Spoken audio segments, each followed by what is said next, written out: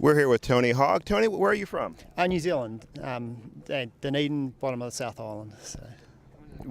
Have you been to Canmore before? No, this is the first time in Canada, to tell you the truth. So yeah, so loving it, a beautiful place, and great environment for bike racing. What races do you do at home to prepare you to come here? That was the biggest problem I had coming over here for this race. It's middle of winter in New Zealand, so there's not a hell of a lot of racing. So I've been over here for a good month and competed in the BC bike race leading up to it, which started. It was a 7-day stage race. Started in North Vancouver and finished in Whistler.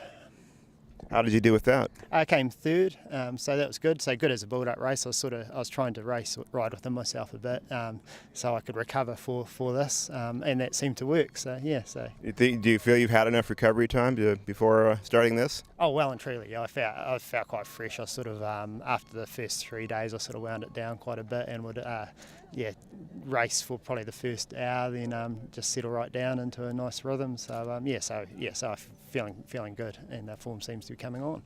Have you pre-ridden the course here yet? I have, yeah. You've probably ridden quite a bit. I've done a few laps. I preferred the first course before they changed it with the cold chutes. That was great, but but the course is going to be magic. Yeah, it's going to be nice and hard, and certainly, we're going to be hurting by the end of it, which is what you want for the Worlds. What is your goal for the race? Well, for me, it's the unknown because it's my first time over here, and I really don't know how I'm going to go. So, which is exciting. So, we'll just play it by ear, and I sort of haven't got too many expectations, but we'll see how we go. In the New Zealand Champs, which I won, a lot of the Aussies came across and managed to beat them there. So it's I'm not going to be going too badly, hopefully. So we'll see.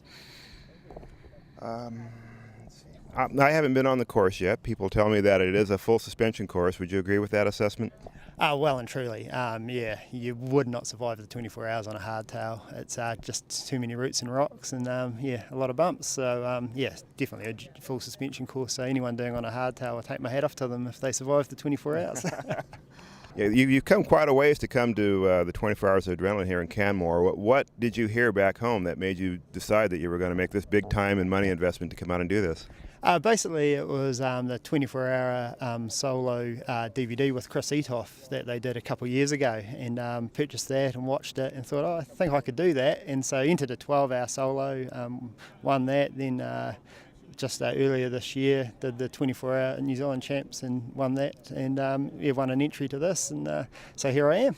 Yeah, so it was sort of something a bit different, and sort of down my alley. I seem to be good at it, so we'll give it a go. Well, that's definitely earning your way to your ride. Yeah, well and truly. No, it's quite inspirational. Riding for 24 hours, and not when you tell people what you're doing, they look at you like you're mad, and which is quite fun. Most people can't even comprehend it, let alone do it. So it's I'm enjoying it. Most people can't comprehend riding 10 miles to the store and back. So exactly. First time to Canada. Thoughts on Canada? Oh, Canada's an incredible country. It's very similar to New Zealand, except for the wildlife. We have no bears to watch out for, etc. New Zealand's wildlife's pretty limited, but Canada, beautiful mountains. Everything's just a slightly bigger scale than New Zealand, but every part of British Columbia and Alberta we've been to so far relates back to a different part of New Zealand, so it's been quite fun. And the Canadian people have been incredible, just so friendly, polite, and a real asset to their country. I've been most impressed.